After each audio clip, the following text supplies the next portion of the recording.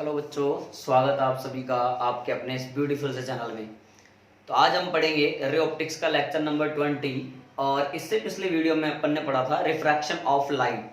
उसमें अपन ने refractive index क्या होता है ये जाना, और डेंसर मीडियम क्या चीज है, रेयर मीडियम क्या चीज है। तो ये सारी बातें अपन ने करी थी और कुछ फॉर्मूले भी अपन ने नोट किए थे।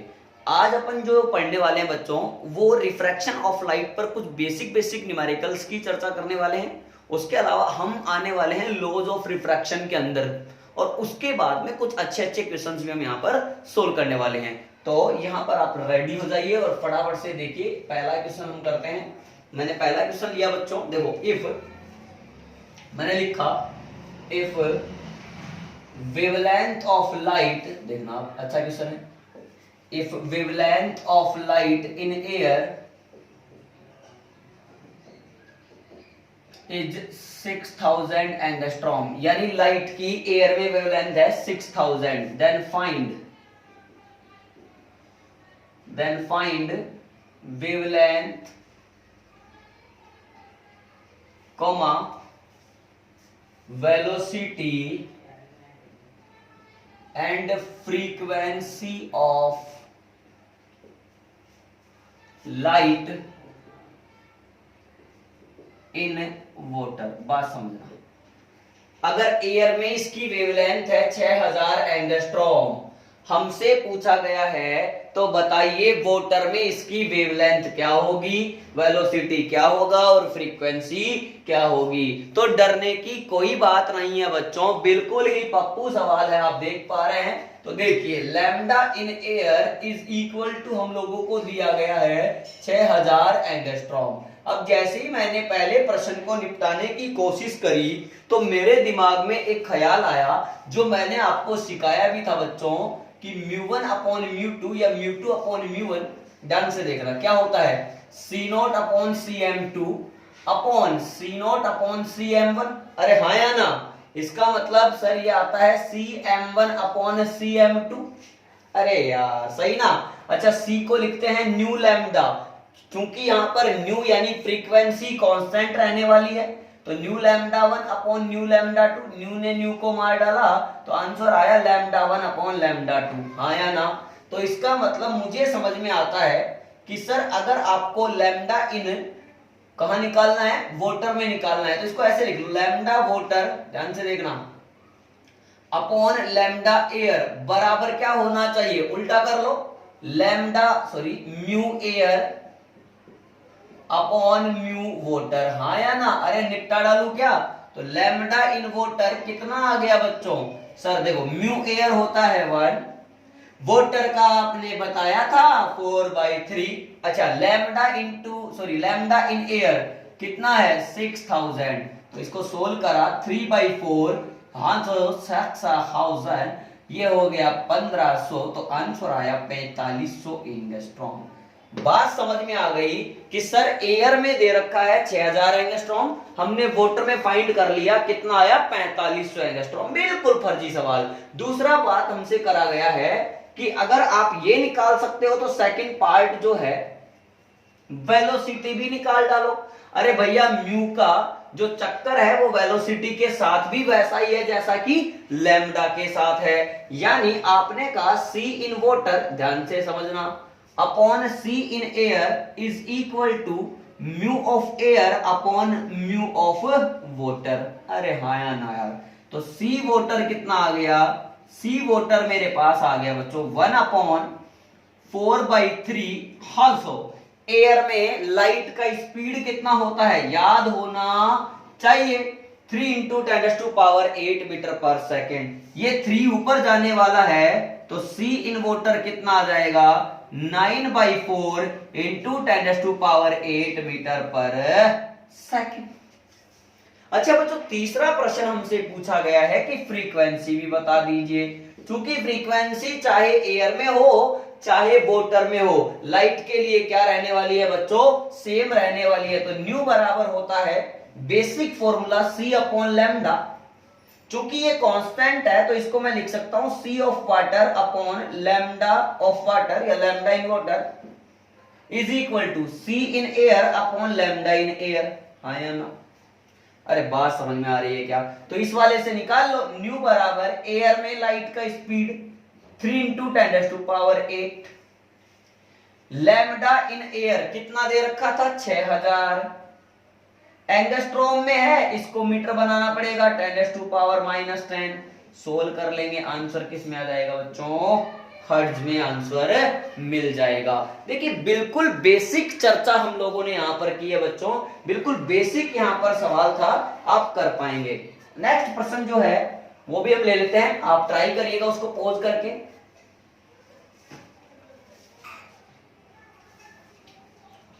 हम एक और प्रश्न करते हैं बच्चों।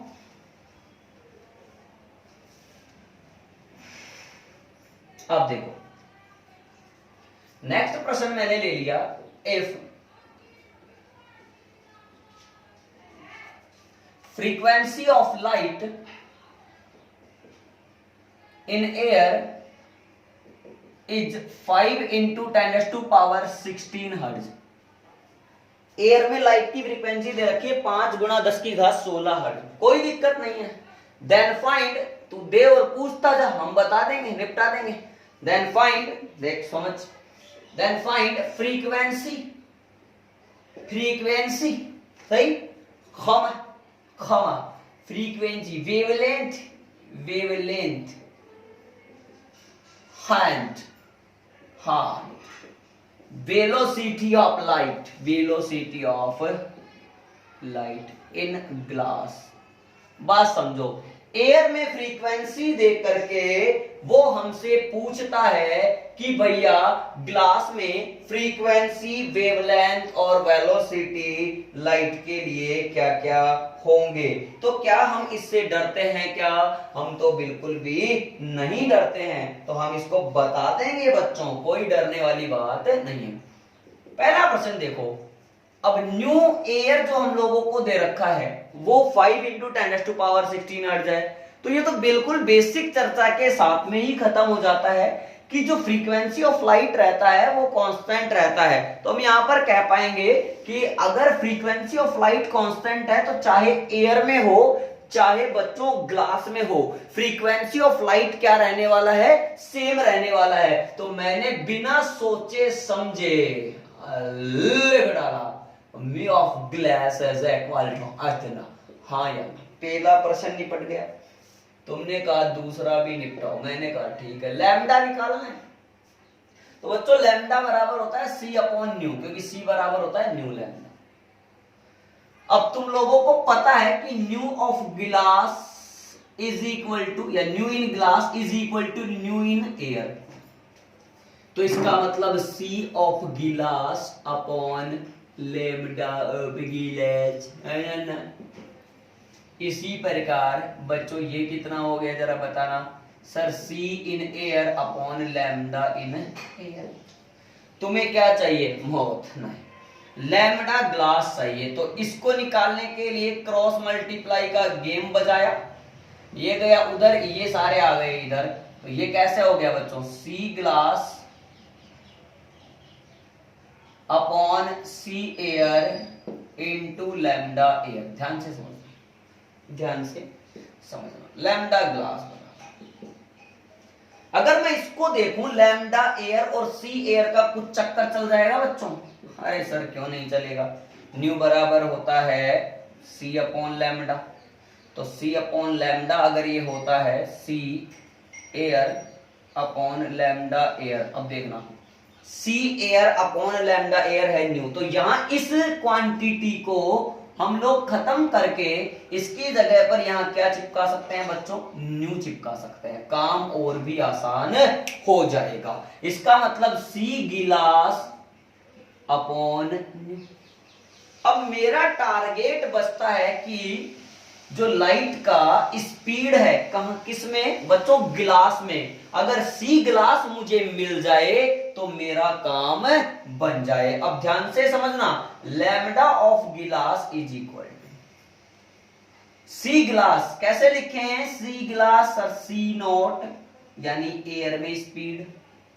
अरे यार म्यू बराबर क्या होता है? म्यू म्यू म्यू बोले तो रिफ्रैक्टिव इंडेक्स। ये है न्यू और ये है म्यू, है ना। तो रिफ्रैक्टिव इंडेक्स क्या होता था? Speed of light in vacuum upon speed of light in medium. Oh my God, बढ़िया बढ़िया बढ़िया। तो म्यू ऑफ गिलास, ध्यान से देखना, म्यू ऑफ गिलास इज इक्वल टू सी,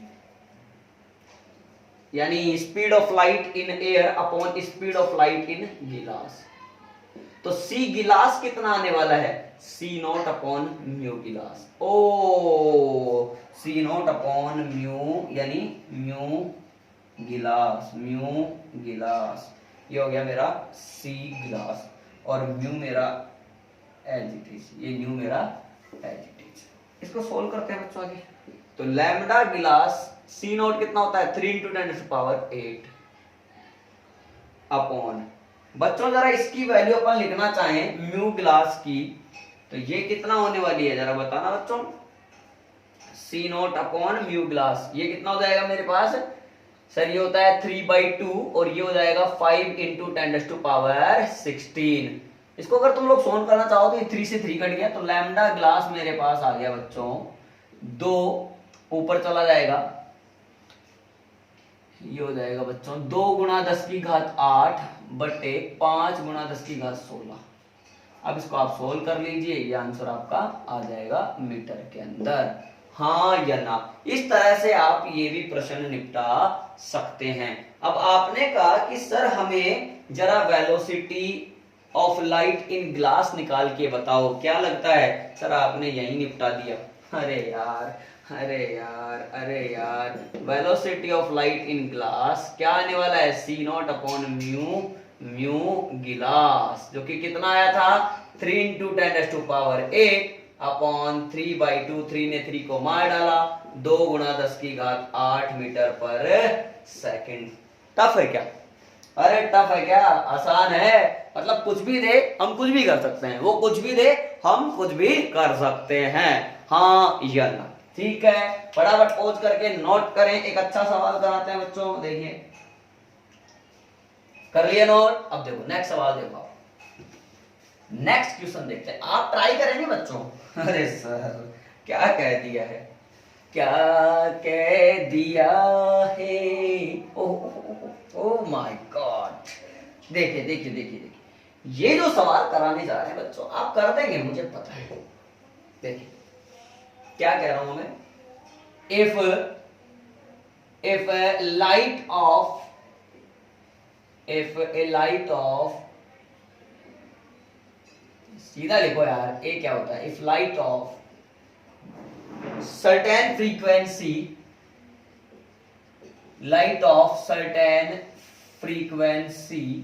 ध्यान से देखना, light of certain frequency travels same distance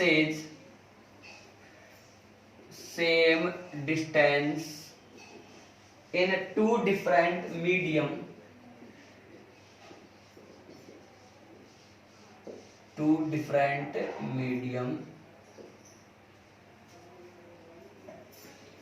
and take time to cover this distance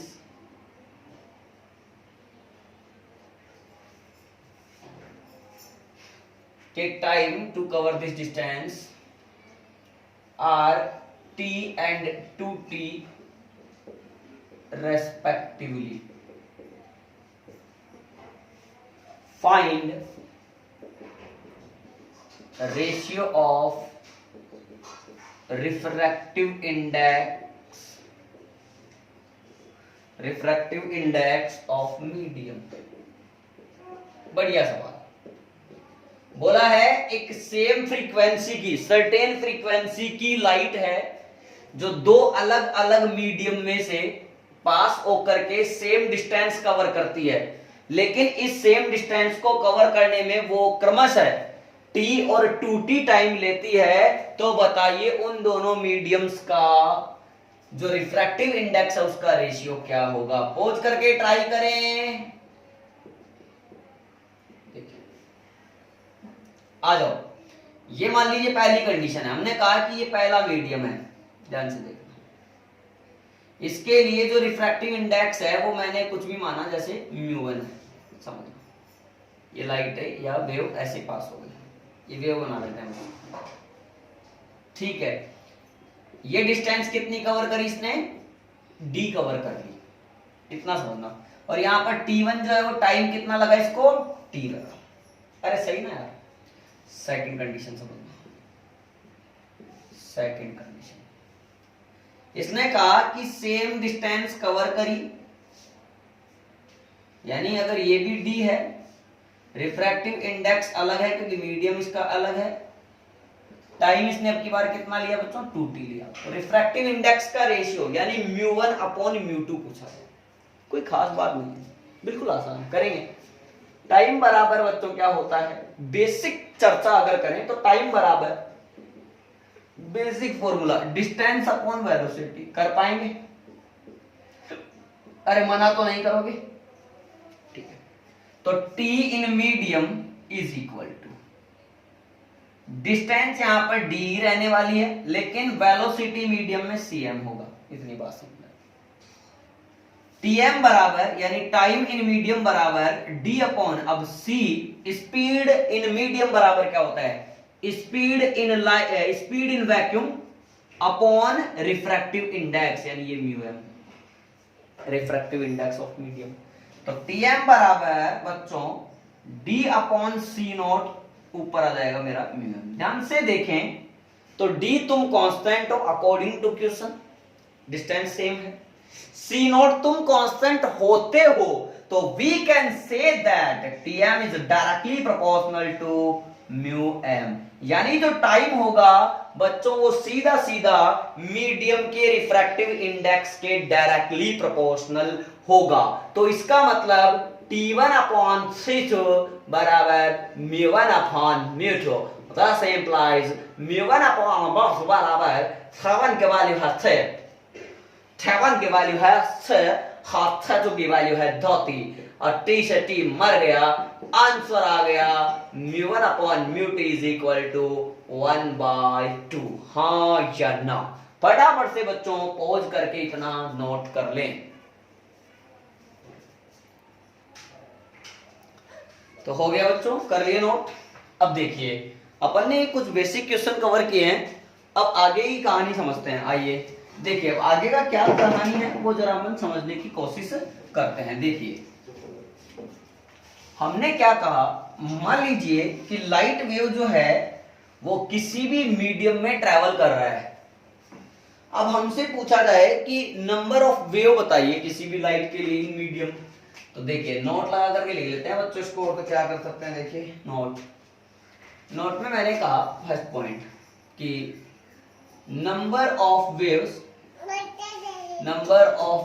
in a medium, number of waves in a medium, इसको किस तरीके से लिखेंगे। अब पहले अपन इसको समझने की कोशिश करते हैं, और जब मैंने इसको समझने की कोशिश करी तो देखो बच्चों जब समझने की कोशिश करेंगे तो अब देखना वेव इस तरह से होता है, ठीक है। अच्छा अगर ये वेव है तो इस वेव के लिए अगर मैं वेवलेंथ की बात करूं तो वेवलेंथ अपन कहते हैं लैम्डा है। अगर इसी वेव को मैं आगे बढ़ा दूं बच्चों इस तरह से, तो फिर ये वेवलेंथ कितना हो गया, लैम्डा प्लस लैम्डा 2 लैम्डा। तो कुल मिलाकर के एक वेव बनती है तो दूरी कवर कितनी होती है, लैम्डा।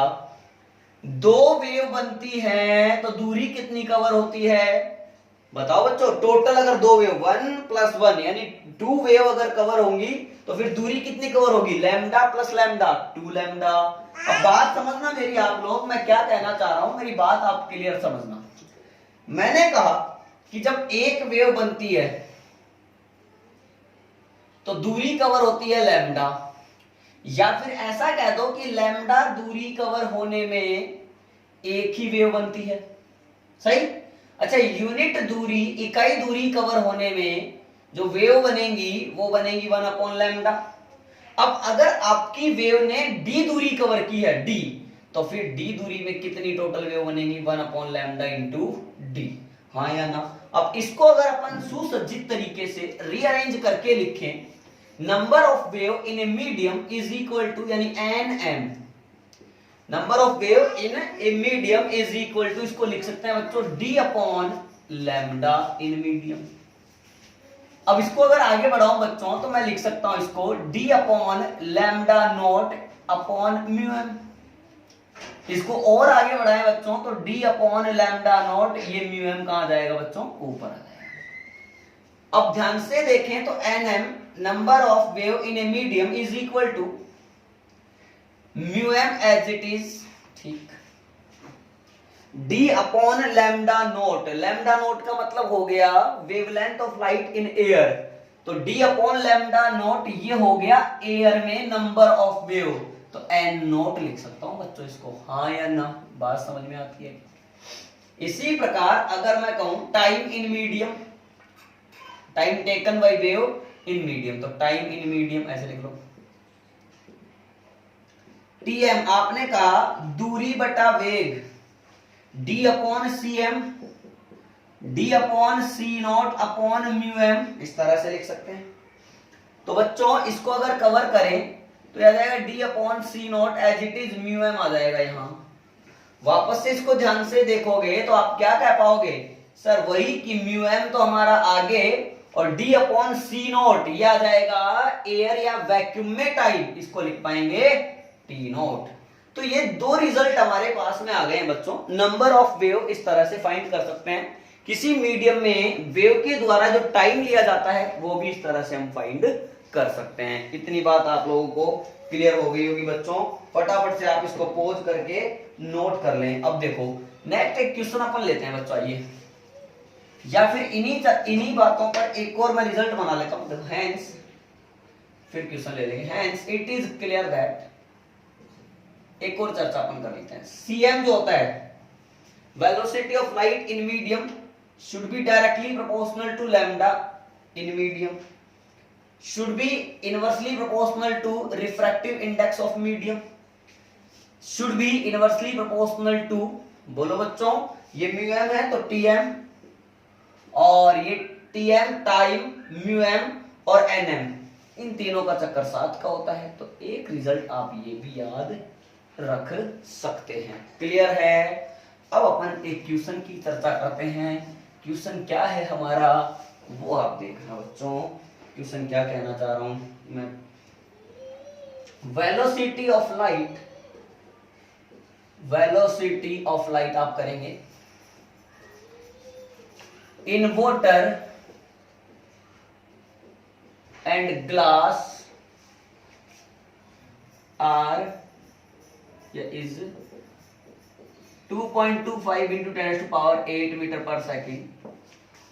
और कर लो velocity of light in water and glass are 2.25 into 10⁸ metre per second and 2 into 10⁸ metre per second respectively। Then क्या क्या पूछा है, म्यू ऑफ वाटर, समझ गए। दूसरा पूछा है म्यू ऑफ ग्लास जी। तीसरा एक और पूछा है वाटर का ग्लास के रेस्पेक्ट में रिफ्रैक्टिव इंडेक्स। कोई खास बात नहीं, ध्यान से देखना बच्चों। म्यू ऑफ वाटर पहला प्रश्न,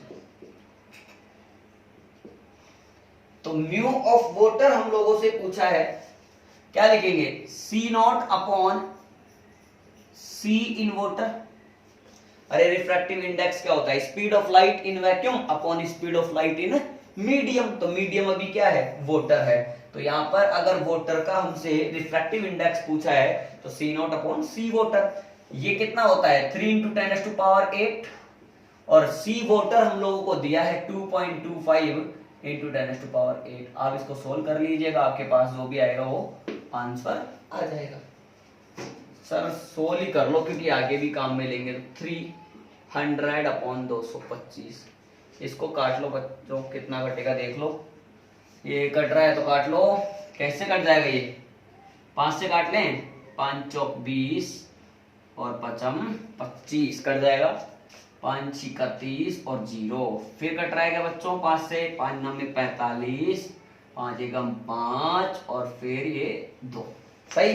फिर कट जाएगा 3 3 जा 9 और 3 4 जा 12, 4/3 आता भी इतना ही है। और इसने डेटा भी इस तरह से सेट किए हैं कि वोटर का रिफ्रैक्टिव इंडेक्स कितना प्राप्त हुआ, 4/3 प्राप्त हुआ। क्लियर। इसी तरह से अगर मैं म्यू ऑफ ग्लास निकालूं बच्चों, तो C0/Cg 3 × 10⁸ अपॉन बच्चों 2 × 10⁸, ये कट गया 3/2 आना भी चाहिए। तीसरा हमसे पूछा है वोटर का ग्लास के रेस्पेक्ट में, तो मैंने कहा था जिसके रेस्पेक्ट में लिखना होता है वो कहाँ आता है, नीचे, जी वाला नीचे आ गया। वोटर कितना है 4/3 और वो कितना है 3/2, उल्टा करके मल्टीप्लाई कर दो 2/3 8/9। आया क्या समझ में? अरे बच्चों बिल्कुल आसान चीजें हैं, आप लोग कर पाएंगे। आप देखिए हम कवर कर पा रहे हैं, बिल्कुल आसान चीजें थी। क्लियर। ये कुछ न्यूमेरिकल अपन ने कवर किए। अब हम आगे बढ़ते हैं बच्चों रिफ्रैक्शन ऑफ लाइट में। अब हम पढ़ने जा रहे हैं लॉज ऑफ रिफ्रैक्शन। क्लियर है? आइए समझते हैं। तो आप फटाफट से हेडिंग नोट करो, लॉज ऑफ रिफ्रैक्शन, अपवर्तन का नियम या लॉ ऑफ, कुछ भी कह दो, अपवर्तन के नियम, लॉज ऑफ रिफ्रैक्शन, अपवर्तन के नियम।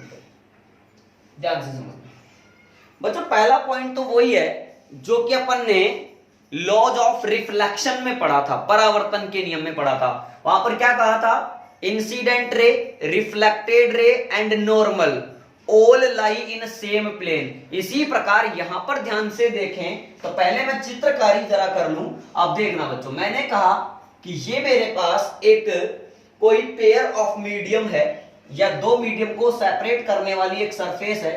लाइट आएगी, झिंगा लाला होने वाला है, टकराएगी, मैंने नॉर्मल पहले ड्रॉ कर लिया है, और टकरा करके बच्चों ये जो है अपना रास्ता भटक चुकी है।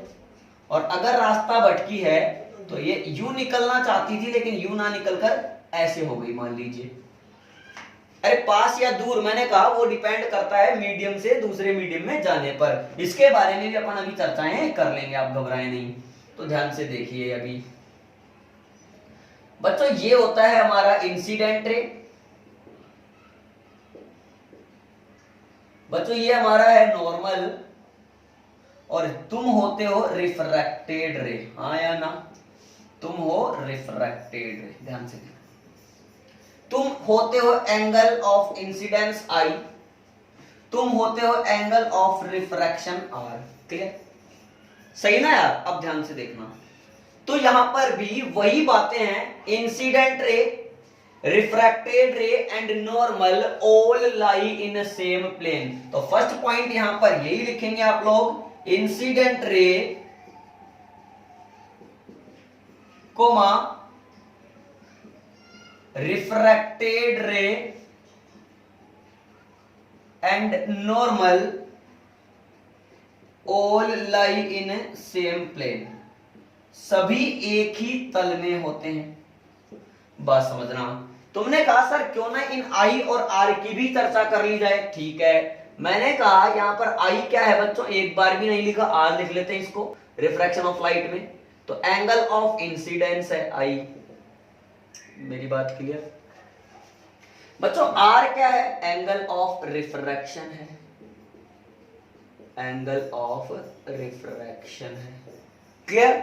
अच्छा, अब एक बात और देखो, यहां पर इस लाइट रे को जाना था ऐसे, पर ये चली आई ऐसे, हाँ या ना? इसका मतलब ये जाते जाते जैसे यहां पहुंची, पहुंचने के बाद अपना रास्ता भटक गई और कहां आ गई बच्चों, यहां आ गई, हाँ या ना?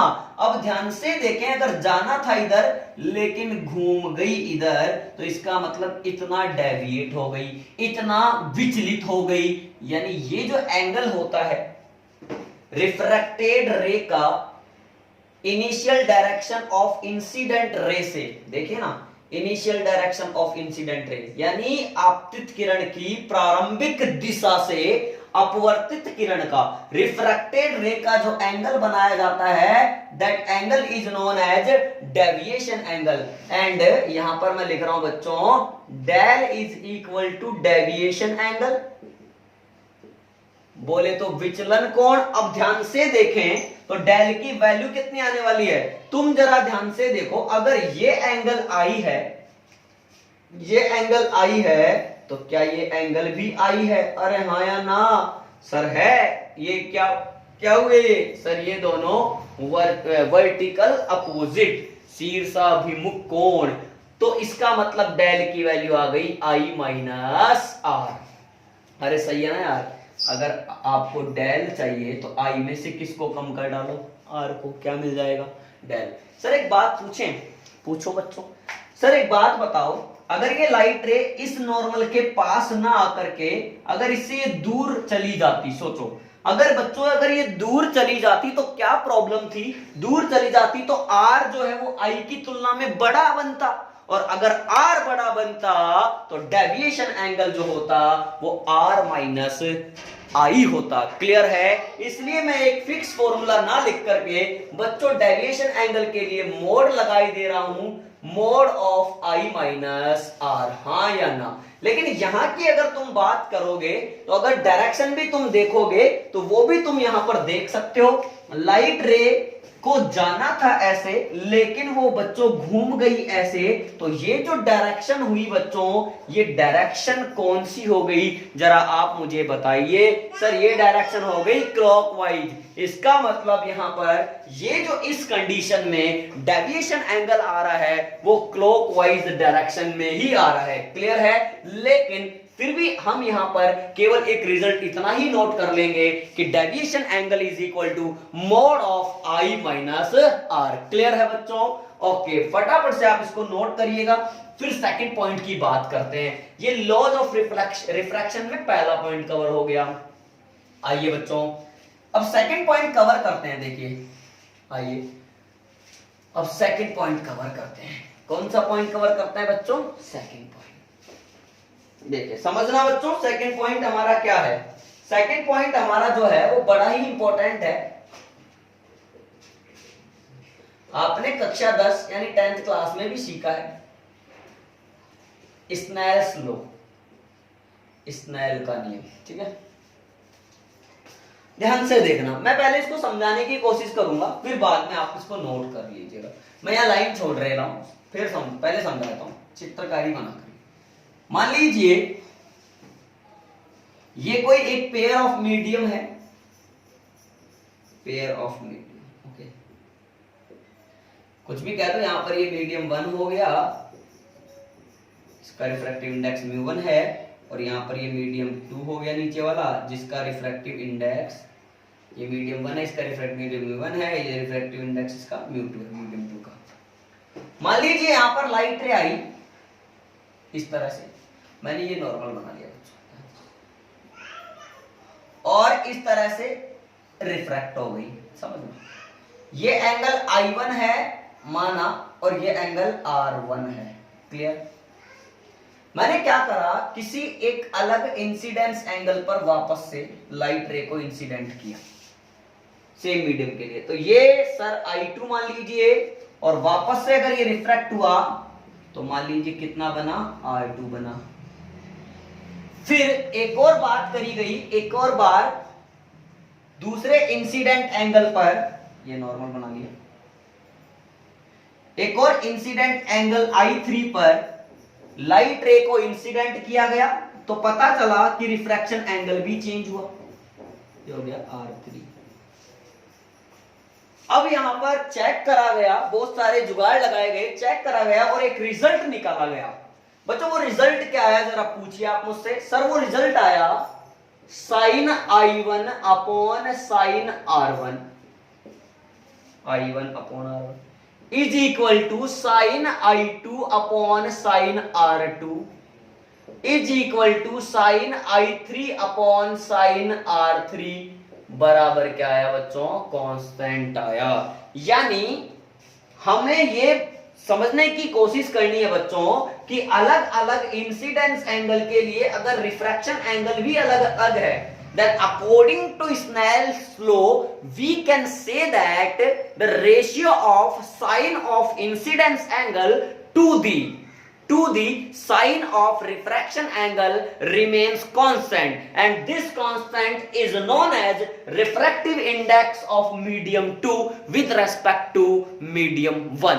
मैं दोबारा से इसकी चर्चाएं करूंगा बच्चों, पहले मैं यहां पर एक लाइन नोट कर दे रहा हूं आपके लिए किस तरह से स्नेल्स लॉ कवर होगा। अकॉर्डिंग टू दिस लॉ, आप समझना, according to this law, according to this law, the ratio of sine of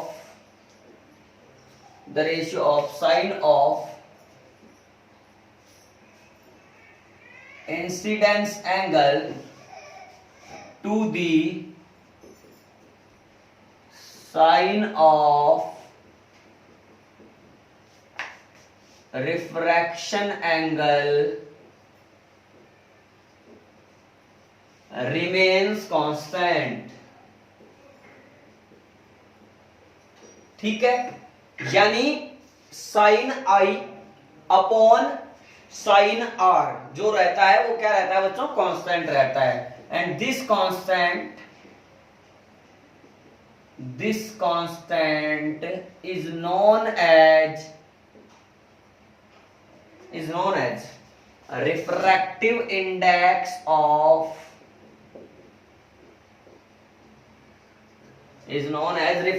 index of medium 2 with respect to medium 1। मेरी बात समझना, ये चित्रकारी आप कर लेंगे या मैं आपको इसको दोबारा करके दे दूंगा बच्चों। अब जो आगे की कहानी है पहले मैं सीक्वेंस वाइज इसको लिखता जा रहा हूं जैसे आपको नोट्स बनाने हैं। That is according to this rule क्या हुआ बच्चों, sine I upon sine R की वैल्यू क्या रहनी चाहिए, कांस्टेंट रहनी चाहिए। यही बात। अच्छा, ये जो कांस्टेंट वैल्यू होती है वो किसके बराबर होती है सर, वो म्यू 2 1 या 2 म्यू 1 या म्यू 2 अपॉन म्यू 1, यानी ये हो गया sine I upon sine R, यानी refractive index of medium 2 with respect to medium 1। अगर इसको देखो ध्यान से देखना, इक्वेशन नंबर इसको मैंने क्या दिया बच्चों 1। अगेन फ्रॉम इक्वेशन 1 इसको दोबारा सोल्व करें थोड़ा आगे, क्रॉस मल्टीप्लाई करके लिखते हैं mu 1 into sine I is equal to mu 2 into sine R. तो यहां से अगर मैं रिफ्रैक्शन एंगल की बात करूं, हेंस रिफ्रैक्शन एंगल, यानी यहां से मैं आर निकालना चाहूं तो पहले साइन आर निकालता हूं। Sine R is equal to, ये म्यू 2 का जाएगा बच्चों डिवाइड में, यह जाएगा म्यू 1 अपॉन म्यू 2। अरे सही है यार, ये sine I as it is. आप लोगों को क्या फाइंड करना है बच्चों, आर। तो आर निकालने के लिए फिर से इसको इधर लेके जाएंगे तो साइन इनवर्स करके mu 1 upon mu 2 into sine I. इस तरह से ये रिफ्रैक्शन एंगल भी यहां पर फाइंड किया जा सकता है। क्या मेरी बात आप लोगों को समझ में आती है क्या बच्चों? इसमें कोई वैसे डायग्राम बनाने की आपको जरूरत नहीं है, आप केवल इतना समझा सकते हैं कि according to this law we can say that the ratio of sine of incidence angle to the sine of refraction angle remains constant and this constant is known as refractive index of medium 2 with respect to medium 1। yes or no? क्या मेरी बात आप लोगों को समझ में आती है क्या? अगर बच्चों समझ में आती है तो फटाफट से अपन चलते हैं पॉइंट नंबर 3 पर, यानी अब तीसरा पॉइंट आप देखिए, तीसरा पॉइंट आप लोग देखिए बच्चों, थर्ड पॉइंट हम ले लेते हैं कि मान लीजिए अगर कोई भी लाइट रे जो है वो परपेंडिकुलरली इंसिडेंट हो, यानी मैं सीधा सीधा ज्यादा कहानी नहीं बना रहा हूं, सीधा सीधा ऐसे लिख रहा हूं परपेंडिकुलर इंसिडेंस। अगर ऐसा काम हुआ तो फिर अगर परपेंडिकुलर इंसिडेंट होगी तो वो परपेंडिकुलर ही निकल जाएगी ऐसे कैसे ही, बात समझना। अगर परपेंडिकुलरली वो इंसिडेंट हो रही है तो परपेंडिकुलरली ही वो निकल जाने वाली है, यानी वो अपने रास्ते से भटकेगी नहीं। इस कंडीशन में जो डेविएशन एंगल आने वाला है बच्चों, डेविएशन एंगल आप लोग भी बता सकते हैं कितना आने वाला है, बताइए जरा सर। डेविएशन एंगल यहाँ पर आई की वैल्यू कितनी आ गई, आई की वैल्यू आ गई सर यहाँ पर, बताओ कितनी आ रही है। नॉर्मली अगर इंसिडेंट होगी तो नॉर्मल के साथ कितना एंगल बनाता है, 0 बनाता है। इसका रिफ्रैक्टिव इंडेक्स मान लीजिए μ1 है, इसका मान लीजिए μ2 है। तो यहां पर आप क्या करो, स्नेल्स लॉ लगा के r फाइंड कर लो। μ1 sin i बराबर μ2 sin r, ध्यान से देखना 0 आने वाला है। μ1 as it is sin 0 is equal to μ2 as it is sin r। sin 0 कितना होता है बच्चों, 0। तो इसका मतलब sin r की वैल्यू कितनी आने वाली है, 0। और अगर sin r की वैल्यू 0 आने वाली है तो r की वैल्यू कितने आने वाली है, 0। क्लियर। हेंस डेविएशन भी कितना आने वाला है, 0। डेंस बराबर i माइनस r बराबर 0, डेल की वैल्यू, यानी इस कंडीशन में कोई डेविएशन नहीं। क्लियर सी बात समझ में आई। अब अगर इसी में एक fourth point, last point laws of refraction में बनाया जाए तो वो बनाया जा सकता है पैरेलल इंसिडेंस का। देखिए फोर्थ पॉइंट, पैरेलल इंसिडेंस। कैसे, ये मीडियम है वापस से, तो ऐसे ही लाइट रे आ गई, तो इस कंडीशन में आई और आर बराबर होंगे, इसलिए डेल की वैल्यू यहां पर कितनी होगी बच्चों, 0 होगी। बिल्कुल बेसिक चर्चाएं करी।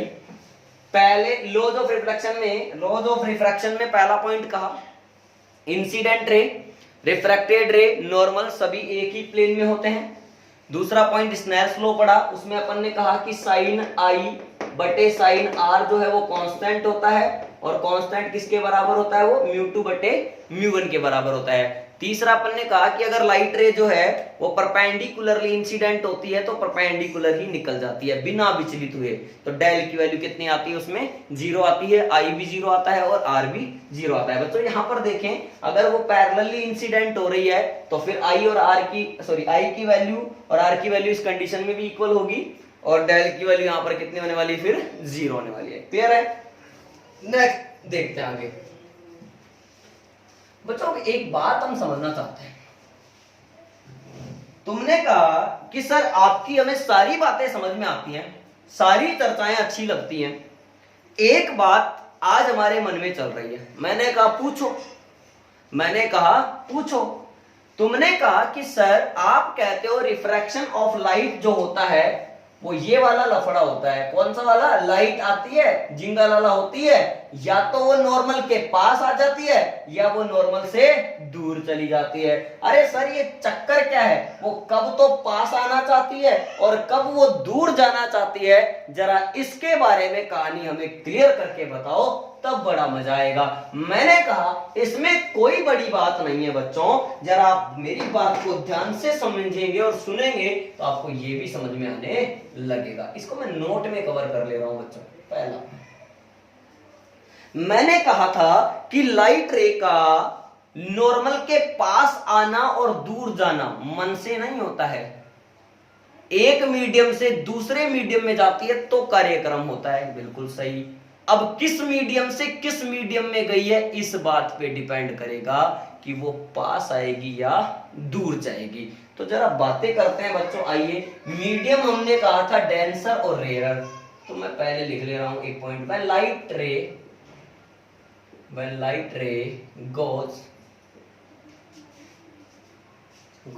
या ट्रेवल, कुछ भी लिख दो, फ्रॉम denser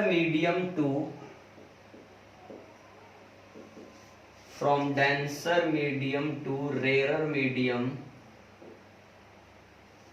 then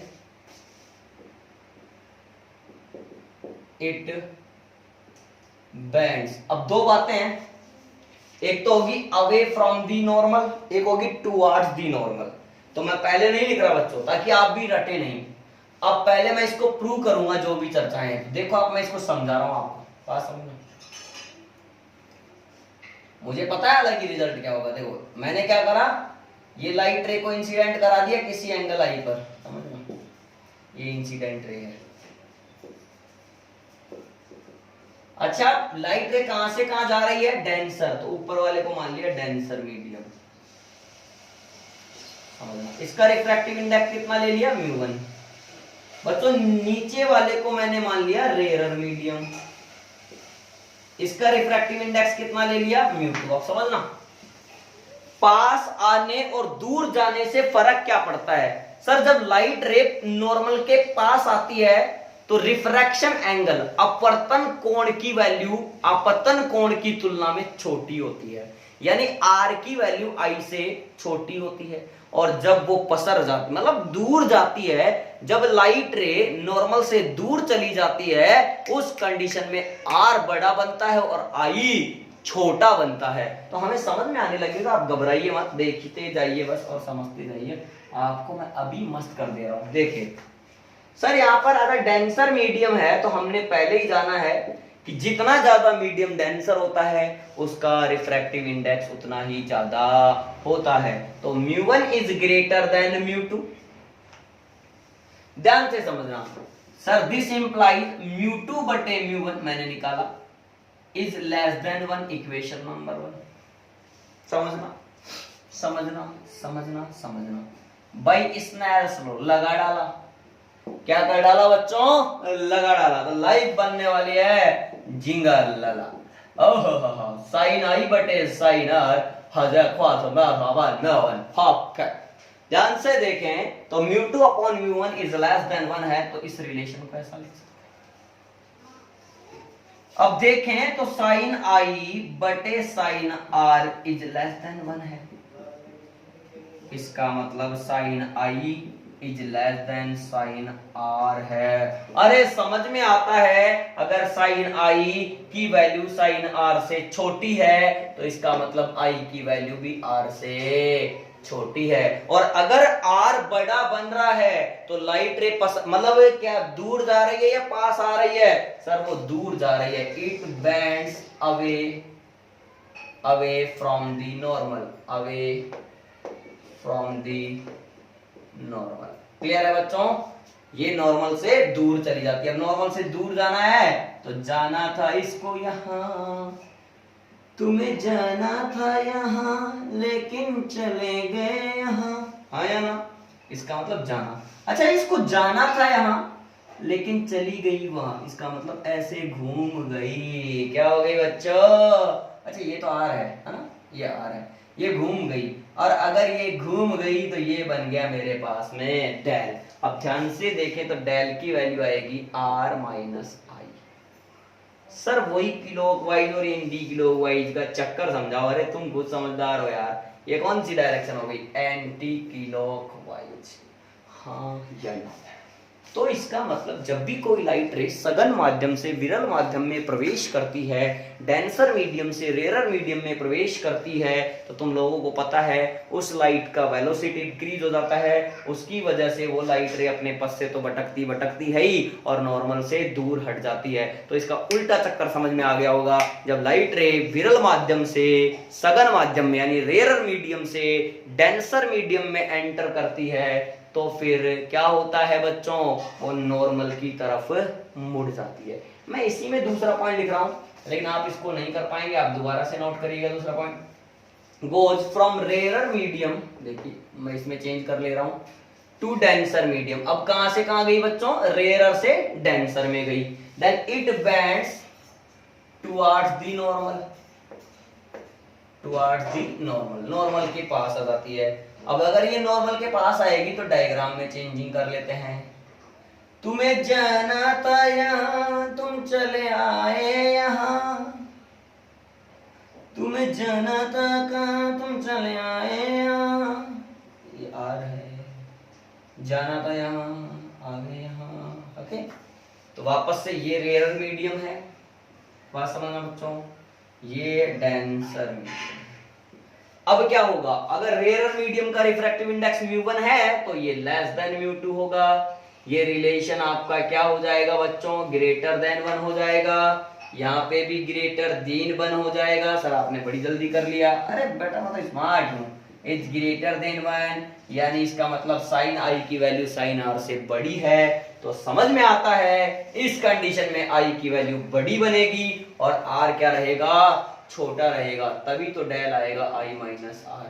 और कौन सी डायरेक्शन में घूमा, क्लॉकवाइज डायरेक्शन में घूमा। तो रिजल्ट याद कर लो, जब भी लाइट रे सघन से विरल डेंसर से रेयर में जाएगी तो दूर हटेगी, और जब बोलो रेयर से डेंसर में आएगी तो नॉर्मल के पास आएगी। फटाफट से पोज करके बच्चों इतना नोट करें आप। कर लिया बच्चों नोट। अब देखो नेक्स्ट, अब अपन क्या करते हैं, जो अपन ने लॉज ऑफ रिफ्रैक्शन सीखा है उस पर बेस्ड कुछ क्वेश्चन सी देख लेते हैं। आइए, जैसे मैंने पहला प्रश्न लिखा, तो पहला प्रश्न क्या है देखिएगा। पहला प्रश्न है बच्चों, इफ ए लाइट रे is refracted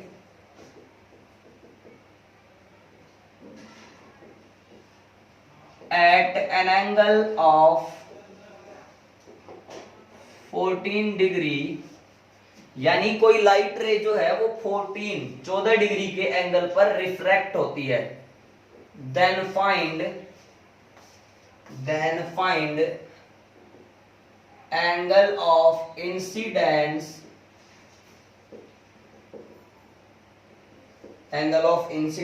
if refractive index of medium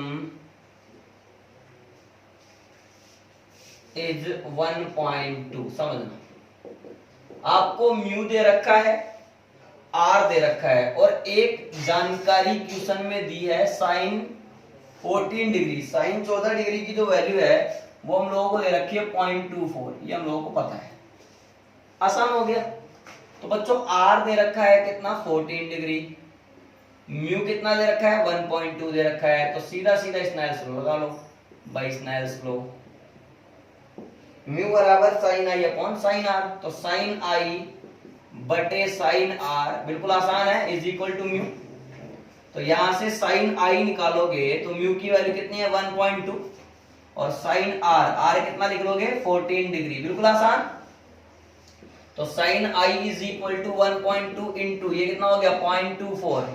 तो सोल्व करो बच्चों, 12 चौक 48, 8 12 दूनी 24 और 4 28, 0.288 लिख सकते हैं। तो आई की वैल्यू कितनी आ गई, अब हम लोगों को भी नहीं पता है, साइन इनवर्स 0.288। बिल्कुल आसान सा सवाल है, आपको आर की वैल्यू गिवन है, म्यू की वैल्यू गिवन है, आपसे आई निकलवा रहा है, इससे आसान क्या हो सकता है, म्यू बराबर sine I upon sine R. बिल्कुल बेसिक सा सवाल है। 14 डिग्री में आप अटकते हैं तो साइन 14 डिग्री की वैल्यू उसने अपन को दे रखी है 0.24। क्लियर। एक नेक्स्ट क्वेश्चन और करते हैं, आइए तो देखिए और देखते हैं बच्चों की क्वेश्चन, घबराइएगा नहीं, देखते रहिएगा। क्या करते रहिएगा, देखते रहिएगा। नेक्स्ट प्रश्न देखते हैं, नेक्स्ट प्रश्न देखते हैं। मैंने कहा कि कोई लाइट रे है, वो इस मीडियम पर या फिर इस पेयर ऑफ मीडियम पर कितने डिग्री के एंगल पर, 60 डिग्री के एंगल पर इंसिडेंट होती है। और ये कहां से आ रही है बच्चों, एयर से आ रही है, किसी मीडियम में आ रही है, जिसका म्यू कितना दे रखा है, √3 दे रखा है। बोला इसको जाना था ऐसे, लेकिन ये ऐसे नहीं गई, ये इसके पास आ गई, और आना ही चाहिए पास, और ये एंगल बना ली कितना बच्चों, R। अब हमसे क्या पूछा है, फाइंड दो चीजें, आई बता दो, दूसरा क्या बता दो बच्चों, डेल बता दो। अरे यार क्या दिक्कत है, आई तो सीधा सीधा निकल गया, कैसे निकल गया बोलो, अरे कैसे निकल गया बोलो, μ2 बटे μ1 is equal to sine I upon sine R. I कैसे आएगा सर, μ2 कितना है √3, μ1 कितना है 1। अब साइन आई आई दे रखा है 60 डिग्री, अच्छा आई नहीं पूछा, कितना पूछा है, आर पूछा है। आई दे रखा है 60 डिग्री अपॉन साइन आर पूछा है। तो यहां से √3 इज इक्वल टू साइन 60 कितना होता है बच्चों, √3/2, और यहां पे क्या लिखा हुआ है साइन आर। तो साइन आर की वैल्यू आएगी √3 से √3 मर गया, तो साइन आर की वैल्यू आएगी 1/2। और साइन जो है वो 1/2 कितने एंगल पर होता है सर? 30 डिग्री पर होता है। तो रिफ्रैक्शन एंगल कितना हुआ? 30 डिग्री। डेविएशन एंगल चाहिए, जाना था यहां, चली गई यहां, ये हो गया डेल। तो डेल कितना आएगा बच्चों? बोलो सर I माइनस आर आएगा कितना? 8 माइनस 30। तो डेल की वैल्यू भी आपकी कितनी आ गई बच्चों? 30 आ गई। अच्छा घूमी किधर बच्चों वो बताओ, क्लॉकवाइज में कि एंटी क्लॉकवाइज में? सर वो क्लॉकवाइज में ही घूमी, यानी CW। हाँ या ना? बात समझ में आई? देखिए बिल्कुल आसान आसान से सवाल हैं, आप कर पाएंगे बिल्कुल। पप्पू पप्पू सवाल मैंने आप लोगों को दिए। अब देखिए नेक्स्ट सवाल देखिए और करते हैं। आप पॉज करके नोट करते चले बच्चों। वीडियो की लेंथ बढ़ रही है लेकिन फिर भी हम रफ्तार में नहीं है। आप देखिए क्वेश्चन है फिर अगला। हमने कहा इस तरह से देखना कि यहाँ पे कोई लाइट रे इंसिडेंट हुई इस तरह से, यहाँ पे एयर या कुछ भी बोलो, मीडियम 1 है, ये हमारा मीडियम 2 है, और यहाँ पे फिर से मीडियम 1 आ गया। ये प्रश्न में है, ठीक है, प्रश्न करने का समझना आप बात। ये इसके लिए मैंने नॉर्मल ड्रॉ कर दिया, मैंने नॉर्मल ड्रॉ कर दिया। ये एंगल कुछ भी, जैसे इसने कहा कि आई है, समझ लेना, ठीक है, ये एंगल आई है। अब ये कह रहा है कि यहाँ पे आने के बाद में इस तरह से पास आ गई, जाना था इसको कहाँ? इधर, लेकिन ये इसके पास आ गई। ये एंगल बोल दिया आर है। ये यहाँ पर इंसिडेंट हुई, अब आकर के इसको नीचे तक ले आना है आपको, ठीक है। अब वापस से ध्यान से देखें तो वापस से रिफ्रैक्शन होगा। अब रिफ्रैक्शन होगा तो इसको जाना था ऐसे, लेकिन ये निकल गई ऐसे, ठीक है। और अगर ये इस तरह से निकल रही है तो बच्चों हम लोगों से क्या कैलकुलेट करवा रहा है? अगर ये एंगल E है तो हमसे यही कहा गया है कि फाइंड E। अब ऑप्शन दिए गए हैं, पहला ऑप्शन है I/2, दूसरा ऑप्शन है 2I, तीसरा ऑप्शन है I, और चौथा ऑप्शन है I+30। कुछ भी ध्यान से देखना बच्चों, कोई ज्यादा खास बात नहीं है। अगर दिमाग से करेंगे तो बिल्कुल इजी वे में ये क्वेश्चन सॉल्व होगा। अगर ये ऊपर वाला मीडियम 1 है तो इसका रिफ्रैक्टिव इंडेक्स अज्यूम करा μ1। अगर ये मीडियम 2 है तो इसका रिफ्रैक्टिव इंडेक्स अज्यूम करा μ2। वापस से मीडियम 1 आ गया तो रिफ्रैक्टिव इंडेक्स हो गया μ1। अब यहां देखा कि ये एंगल अगर R है बच्चों तो क्या ये एंगल भी R होगा? अरे होगा ना यार, हाँ या ना? ये अगर R है तो तुम R नहीं होगे क्या? Z बन रहा है, अरे Z बन रहा है अल्टरनेट एंगल, तो ये भी R होगा। तो देखो फॉर फर्स्ट कंडीशन, या फर्स्ट कंडीशन सीधा लिख देता हूं, स्नेल्स लॉ लगाओ, μ1 sin I is equal to μ2 sin R। बिल्कुल इजी वे में काम हो रहा है। Equation number 1। For second condition, for second condition देखना, सेकंड कंडीशन में क्या हो रहा है बच्चों? R पर इंसिडेंट हो रही है और I पर, सॉरी E पर निकल रही है। तो μ1 देखो, I और R एक भ्रम है, ऐसा नहीं है स्नेल्स लॉ में हमेशा μ1 sin I बराबर μ2 sin R। मैंने लैंग्वेज लिखी है, the ratio of sine of angle of incidence. अब एंगल ऑफ इंसिडेंस को I से दिखा रहे हैं तो I है। अब यहां पे अगर एंगल ऑफ इंसिडेंस R है तो मैं क्या करूं? R ही लेना पड़ेगा। तो यहां पर हो गया μ2, रिफ्रैक्टिव इंडेक्स μ2 है तो μ2 sin R is equal to μ1 sin E। बात समझ में आई क्या? Equation number second. ध्यान से देखो, पहले इक्वेशन में लिखा हुआ है μ2 sin R और यहां भी लिखा हुआ है μ2 sin R। तो पहले इक्वेशन से μ2 sin R की वैल्यू सेकंड इक्वेशन में रख दो, फ्रॉम इक्वेशन 1 एंड 2। आंसर आ चुका है। वैल्यू यहां रखोगे तो ये आएगा μ1 sin I। देखो मैंने यहां इसकी जगह पर ये वैल्यू लिख ली, is equal to μ1 sin E। बच्चों μ1 से μ1 कैंसिल हो जाएगा, तो sin I की वैल्यू किसके बराबर आ गई बच्चों? sin E के बराबर आ गई। इसका मतलब I बराबर क्या आ गया? E आ गया। यानी हम लोगों को उसने E पूछा था तो correct option is C. Clear है क्या? अगर मेरी बात आप लोगों को क्लियर है तो इसे पॉज करके यहां तक का नोट करें बच्चों फटाफट पहले। आ गया बच्चों समझ में? तो नेक्स्ट एक अच्छा सवाल और करते हैं। देखिए नेक्स्ट सवाल देखिए आप, समझना एक और पर्सन कैसे करेंगे। देखो नेक्स्ट क्वेश्चन हम लोगों को क्या दिया है, हम लोगों को कहा है कि ये कोई मीडियम है, आप समझ लो स्फेरिकल मीडियम है, जिसके लिए हमें रिफ्रैक्टिव इंडेक्स दे रखा है, ये मीडियम है और इसका रिफ्रैक्टिव इंडेक्स दे रखा है √3। ये इसका नॉर्मल है। हम जानते हैं कि स्फेरिकल है तो इसका नॉर्मल जो होगा वो इसके सेंटर ऑफ कर्वेचर यानी सी से पास होगा, वो कोई प्रॉब्लम नहीं है। बोला है एक लाइट रे जो एयर से आ रही है, यहां पर नॉर्मल के साथ 30 डिग्री के एंगल पर इंसिडेंट होती है।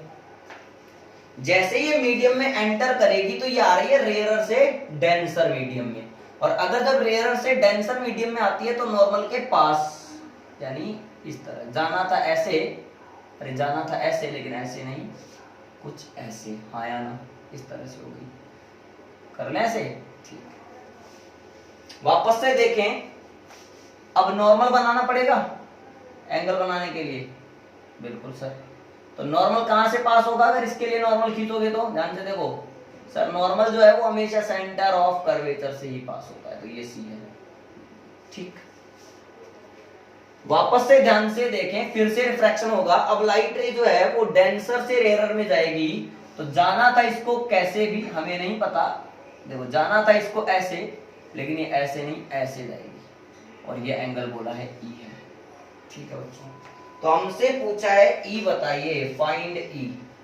इसमें उसने हम लोगों को ऑप्शन दिए हैं। पहला ऑप्शन दिया है 30 डिग्री, दूसरा ऑप्शन दिया है 45 डिग्री, तीसरा ऑप्शन हम लोगों को दिया है 60 डिग्री, और चौथा ऑप्शन हम लोगों को दिया है 90 डिग्री। आइए बच्चों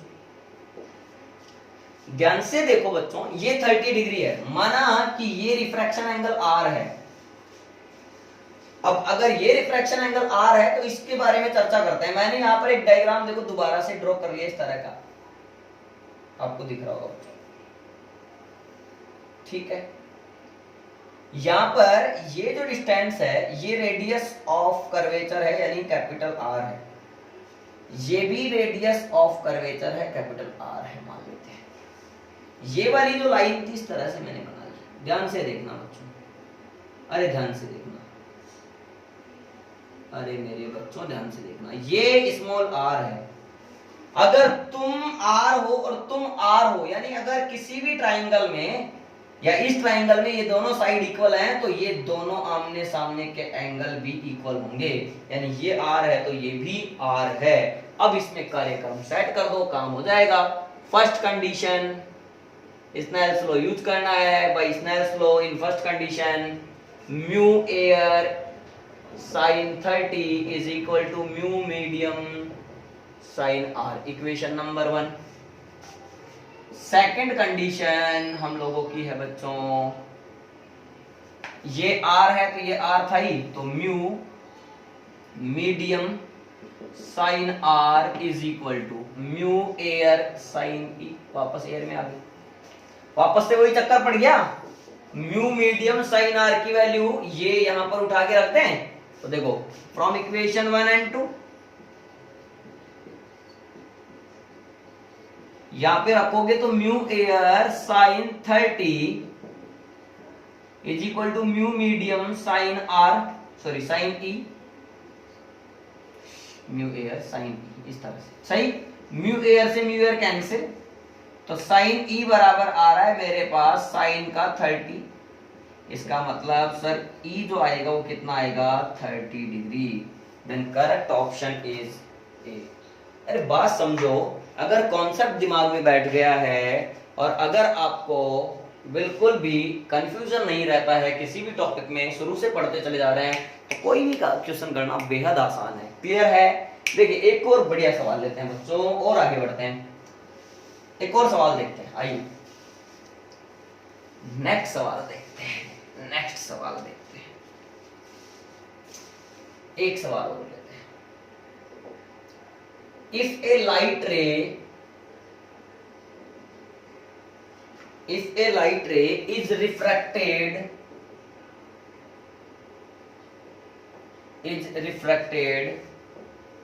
at an angle of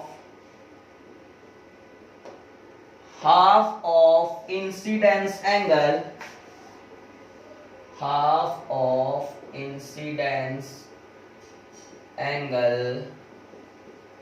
from air to a transparent medium, या from air to a medium, refractive index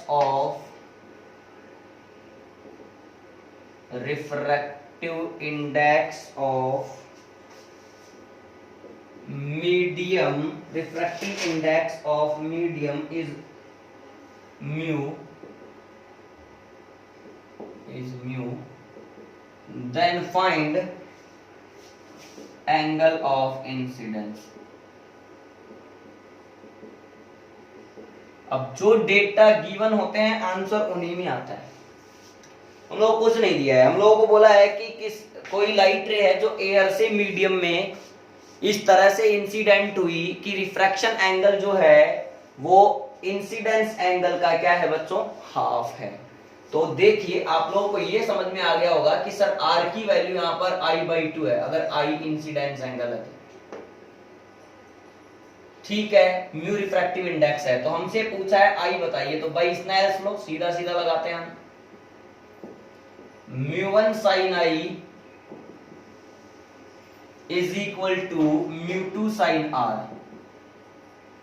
μ1 तो जो है वो 1 है बिकॉज एयर है, sin I as it is, μ2 हमारा म्यू दे रखा है, sin R कितना है बच्चों, I/2 है, म्यू एज इट इज रहेगा आपका। अब देखो sin I बराबर आ गया मेरे पास में म्यू इंटू साइन I/2। आगे सॉल्व करना पड़ेगा बच्चों। एक फॉर्मूला चलता है मैथ के अंदर में, आपको मैं इधर लिख के दे रहा हूं, sin 2a का याद रखिएगा। sin 2a का फॉर्मूला होता है बच्चों 2 sin a cos a, यानी जब यहाँ पे एंगल 2a है तो यहाँ आगे 2 लगा करके एंगल को कर दिया आधा आधा a। जब यहाँ पर एंगल a होता तो फॉर्मूला होता 2 sin a का आधा a/2 cos a/2, क्योंकि यहाँ 2a है तो वहां a है, क्योंकि यहाँ I है तो 2 sin I/2 cos I/2 is equal to mu साइन I/2। साइन I/2 से साइन I/2 कैंसिल, तो 2 cos I/2 बराबर म्यू, तो cos I/2 is equal to आ गया अपने पास में μ/2 आया ना, समझना। तुम लोग पहले I/2 निकाल लो, तो I/2 कितना आया, cos इनवर्स μ/2 आया ना। तुम लोग बच्चों I चाहिए तो इस 2 को इधर भेज दो, I बराबर 2 cos इनवर्स μ/2। हाँ या ना, क्या इतनी बात आप लोगों को समझ में आती है क्या? अगर समझ में आती है बच्चों तो फटाफट से आप इसको भी पॉज करके नोट कर लें। नोट कर लिया बच्चों? आई होप आज का वीडियो भी आपको पसंद आया होगा और सारे कॉन्सेप्ट आपने अच्छे से कवर किए होंगे।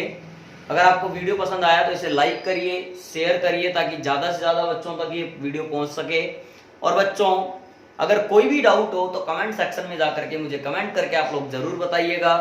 और बच्चों चैनल को सब्सक्राइब करना बिल्कुल भी ना भूलें, बेल आइकन को प्रेस करना ना भूलें। जैसे ही मेरा वीडियो अपलोड हो तो उसकी जानकारी आपको तुरंत मिलेगी, इसलिए लगातार देखते रहिए। नेक्स्ट वीडियो जब तक अपलोड होगा तब तक के लिए आप पढ़ाई करते रहिए। All the very best.